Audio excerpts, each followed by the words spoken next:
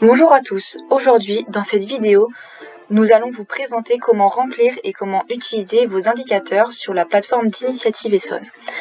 Alors pour commencer, vous pouvez vous rendre sur l'onglet tableau de bord à votre gauche, juste ici. Ensuite, vous pouvez voir que vous avez 4 onglets, donc un onglet paramétrage, un saisie, un ressources humaines et un synthèse graphique. Donc le premier onglet paramétrage va vous permettre en fait de déterminer les indicateurs que vous souhaitez avoir comme suivi. Donc là le premier c'est chiffre d'affaires hors taxe et ensuite vous avez trésorerie. Donc ces deux indicateurs sont déjà prédéterminés. Après il est possible pour vous d'en rajouter s'il y en a qui vous paraissent pertinents. Pour ce faire vous pouvez du coup contacter votre conseiller référent qui se chargera du coup de le rajouter.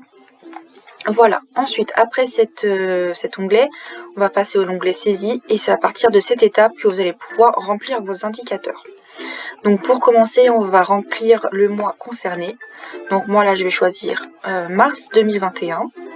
Ensuite on va remplir le chiffre d'affaires hors taxe. Donc là je vais prendre l'exemple de 10 000 euros. Ensuite on va remplir la trésorerie de fin de mois. Donc là je vais prendre l'exemple de 4 000 euros. Ensuite, si vous avez des commentaires ou des faits marquants, vous pouvez les remplir du coup dans cette case qui est prévue à cet effet. Donc comme remarque, on pourrait par exemple marquer que vous avez une baisse de la trésorerie, voilà, qui est due à un règlement. Voilà. Après, vous pouvez mettre plus de détails, hein. Ça c'est comme si vous le souhaitez, tout ce qui vous paraît judicieux. Voilà.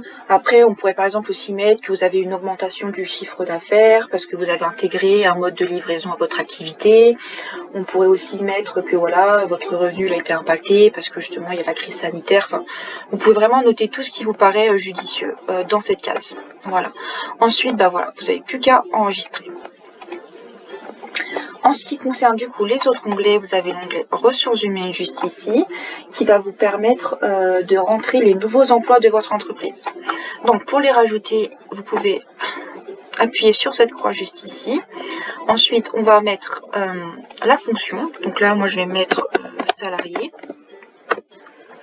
Ensuite, on va mettre la date d'arrivée. Là, je vais mettre le 28 avril 2021. Voilà. Hop. Ensuite, si c'est en cours, vous laissez là bien la case cochée et dès que l'emploi sera terminé, vous pourrez la décocher et mettre la date de départ. Voilà. Ensuite, on va sélectionner la type de contrat dans la liste déroulante. Donc moi, je vais prendre l'exemple d'un CDI. Voilà. Et ensuite, je vais mettre le pourcentage de TP. Hop. Donc voilà, je vais mettre 100. Voilà. Et ensuite, bien sûr, on enregistre.